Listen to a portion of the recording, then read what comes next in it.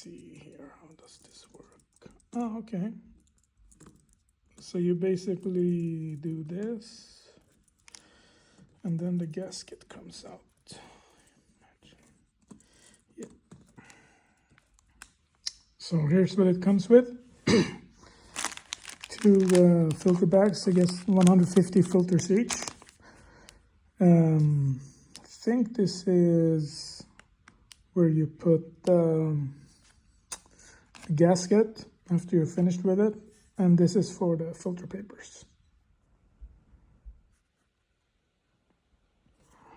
So this is the metal filter here, where the coffee sort of drops down as it goes up. Not dishwasher safe, all right. And then you have this thing here that you spin to agitate the brew.